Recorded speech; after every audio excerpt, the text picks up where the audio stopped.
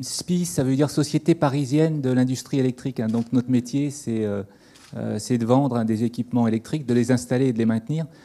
Nous, on a changé d'actionnaire il y a un peu plus d'un an. C'était le 30 août 2011.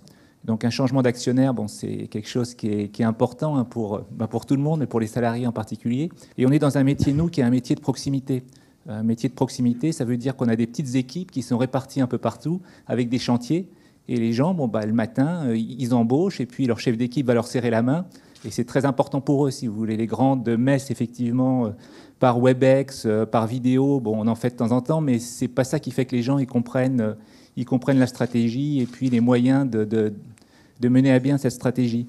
Donc ce qu'on a décidé, là, qu'on a changé d'actionnaire, c'est de rencontrer l'intégralité des salariés à travers des réunions physiques.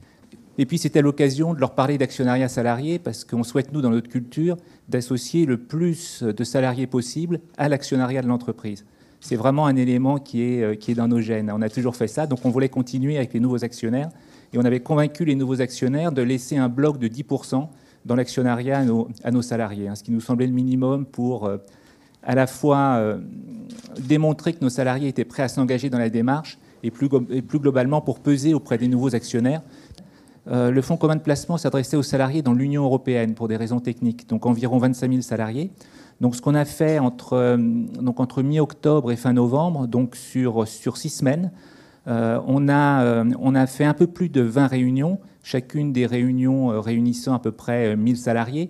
On est organisé sur une base géographique en filiales.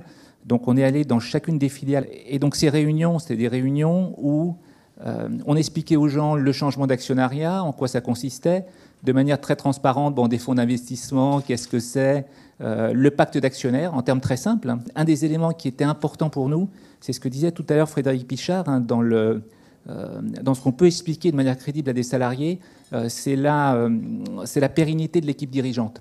Alors ça peut paraître éventuellement un peu sclérosé, mais on pense, nous, que ce n'est pas le cas. Dans notre comité exécutif, il y a en moyenne 20 ans d'ancienneté dans l'entreprise. Nos directeurs généraux de filiales, c'est des gens qui connaissent par cœur les marchés, les clients, les produits et les salariés, parce qu'eux-mêmes, directeurs généraux de filiales, grandes filiales de plusieurs milliers de salariés, ils vont très souvent sur les chantiers. Donc les salariés, ils ont été rassurés parce que les fonds d'investissement, ils ont gardé l'équipe dirigeante en place. Le résultat de tout ça, si je prends l'exemple en France, au niveau du plan d'actionnariat salarié, donc au 1er janvier 2012, il y a 70% des salariés qui sont devenus actionnaires, 70% en France. Et ce qui était encore plus important pour nous, c'était le taux de salariés actionnaires dans la population ouvrière. Parce que les ouvriers, investir dans des titres non cotés, on avait beau leur expliquer comment ça marchait, c'est pas forcément immédiat.